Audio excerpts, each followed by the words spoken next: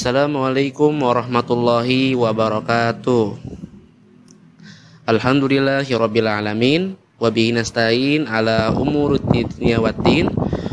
Wassalatu wassalamu ala asrofil anbiya'i wal mursalin wa ala alihi wa sahbihi ajmain. Amma ba'du.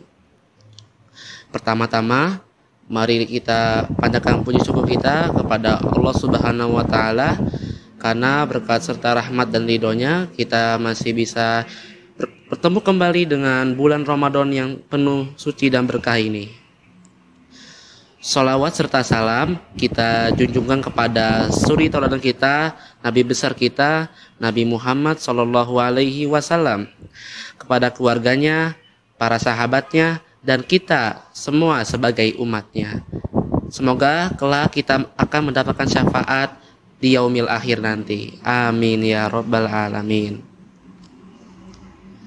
Teman-teman si Roja yang dirahmati Allah Subhanahu wa taala, izinkan saya pada kesempatan kali ini akan menyampaikan kultum singkat tentang perusak pahala puasa.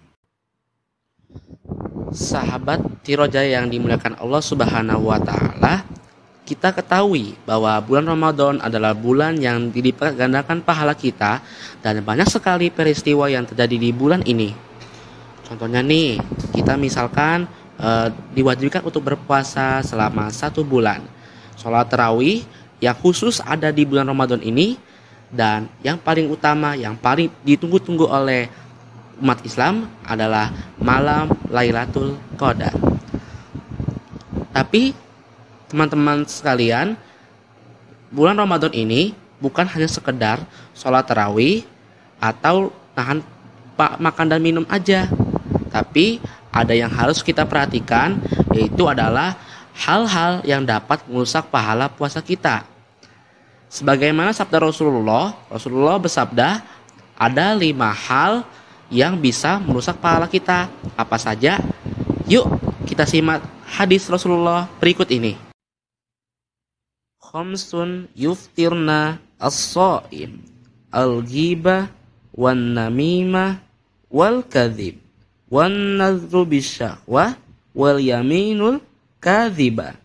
Artinya, 5 hal yang bisa membatalkan pahala orang berpuasa: membicarakan orang lain, mengadu domba, berbohong, melihat dengan syahwat, dan bersumpah palsu. Hadis riwayat Ad-Dailami. Yang pertama, ada namanya ghibah atau membicarakan orang lain. Ghibah itu adalah perbuatan yang paling tercela dan biadab di agama Islam. Bahkan Al-Quran telah menjelaskan bahwasanya ghibah atau ngomongin orang lain itu disamakan dengan memakan daging bangkai saudara kita sendiri yang udah mati. Allah menjelaskan di Al-Quran surat Al-Hujurat ayat 12 yang artinya, dan janganlah mencari keburukan orang, dan janganlah menggunjing satu sama lain. Adakah seorang di antara kamu yang suka memakan daging saudaranya yang sudah mati? Maka tentulah kamu merasa jijik kepadanya, dan bertakwalah kepada Allah. Sesungguhnya Allah Maha Penerima Taubat lagi Maha Penyayang. Kenapa bisa disebut memakan bangkai saudara kita sendiri? Karena perilaku ini itu sama saja kita mengoyak kehormatan orang lain. Ibaratnya kayak tadi, daging yang kita makan kita koyak sehingga daging itu terlepas dari kulit dan bagian lainnya. Sahabat si Roja yang dimuliakan Allah Subhanahu wa taala, perbuatan yang kedua adalah mengadu domba. Jadi begini sahabat sekalian, mengadu domba itu bukan kamu punya domba, kamu habis itu domba kamu diadu sama domba yang punya orang lain. Bukan begitu maksudnya. Mengadu domba itu adalah perbuatan yang sama, itu juga tercela teman-teman. Karena apa? Karena ini adalah membuat ribut orang lain. Dan ini sama seperti fitnah. Namun kalau ini melibatkan 2 orang atau lebih. dan ini merupakan perbuatan yang tidak senonoh. Ingat, banyak sekali orang-orang yang menganggap adu domba ini hanya bercanda. Mereka yang ribut, nah kitanya yang senang karena mereka ribut sendiri, kita yang bikin mereka ribut. Makanya Rasulullah bersabda dalam hadisnya sebagai berikut, pelaku adu domba tidak akan masuk surga. Hadis riwayat Muslim. Sahabat si raja yang dimuliakan Allah Subhanahu wa taala, perbuatan yang ketiga adalah berbohong atau berdusta. Berbohong juga merupakan perbuatan yang paling tercela, paling buruk di agama Islam. Bahkan berbohong itu perbuatan yang membuat orang lain itu tidak percaya lagi sama omongan kita. Karena berbohong juga merupakan salah satu dosa paling besar di agama Islam. Bahkan apalagi saat berpuasa, puasa kita itu tidak akan diterima lagi oleh Allah Subhanahu wa taala. Maksudnya, jika kita berbohong, Allah tidak menerima puasa kita, karena itu akan menjadi sia-sia.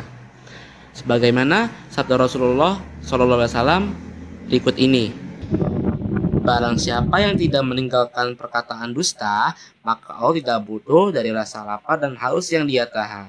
Hadis riwayat Bukhari.